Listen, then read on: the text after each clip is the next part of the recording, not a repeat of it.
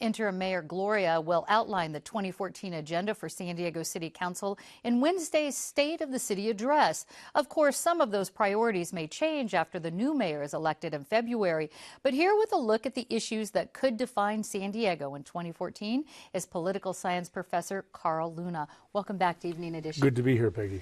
Now, Carl, what are some of the top themes that you expect to hear the interim mayor talk about?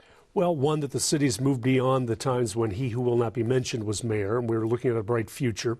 The interim mayor Gloria will talk about some of the successes, the 5-year plan that you have with the police and fire, looking to roll out a $140 million bond issue to fix sidewalks and street repair, looking to the new library. That was a big success finally after many years. And then look to some of the future issues, infrastructure, sustainable growth and development, reorganizing the city to look beyond downtown San Diego.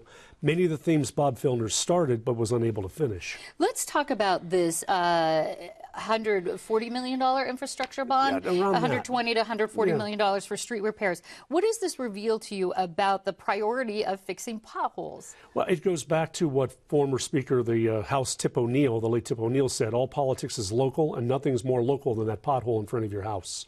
For too long, because of various budget issues, the city fell way behind on street maintenance, and nothing puts a smile on voters and homeowners and neighborhoods' faces like getting a street repaved. Well, and certainly things have shifted from that downtown focus of making those streets beautiful to expanding that out. How do the mayoral candidates differ, in your opinion, on funding these infrastructure projects? Well, that becomes one of the issues. Right now, they're all supporting this, and they're looking to support the general idea of the bond coming forward, but things like putting extra taxes on businesses for sustainable or affordable housing, that divides the candidates. How you're going to deal with the community of Barrio Logan, with the community plan versus trying to keep residents and industry happy, that divides the candidates. A lot of the details, I mean, they all agree on looking out to the neighborhoods. Whose neighborhood and how you fund it is the defining point. Well, and talking about the Barrio Logan community plan, I know that issue is headed to the voters for a referendum vote. How do you see this controversy unfolding in 2014? Well, it's going to play a role in the mayor's race because you're going to have the supporters of Kevin Faulconer saying that David Alvarez supported a plan in Barrio Logan that kills jobs, kills jobs, kills jobs. Meanwhile, you already have ads coming out in favor of Mr. Alvarez saying that Kevin Faulconer is just sitting in the pockets of big corporations and doesn't care about the neighborhoods. So it's going to be a defining feature of the campaign. After that, if this thing passes, if the community plan gets shot down, it's going to have an interesting, possibly quelling effect on community organizations and plans. Because why put in all the time to develop a plan if it can just be overturned at the ballot box? Sure, that took 10 years, I think, at least, to get that going. It could be another 10 years to get a new plan. Okay. Now, of course, the Chargers lost to Denver Broncos yesterday. How important do you think, maybe in light of that or regardless of that, the new stadium is to this city council? Well, regardless, whoever's mayor, if the Chargers leave town, is going to be not going to get a second term. I mean, San Diego likes the Chargers, wants to keep them here. Nobody wants to pay for it. The team doesn't want to pay for it. The city can't afford to pay for it.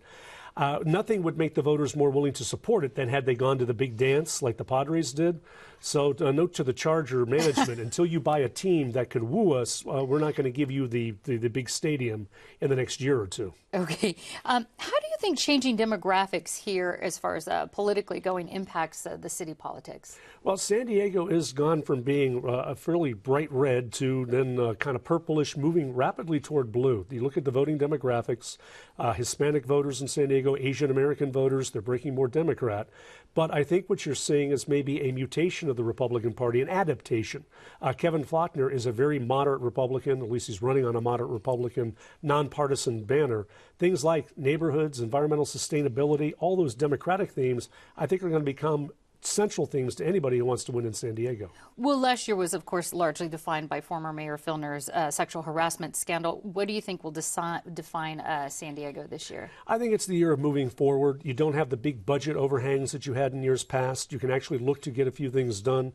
I think one of the jobs of whoever becomes mayor is to find the big vision item that you're moving toward, be it infrastructure in the neighborhoods, the mega bond for communities to all come up with their dream wish list of what they want done, and then try to roll it into one big bond and move forward. It's going to be about rebuilding what we haven't over the last 10 years. Well, Mesa College political science professor Carl Luna, thanks for your insight on this. Thank you.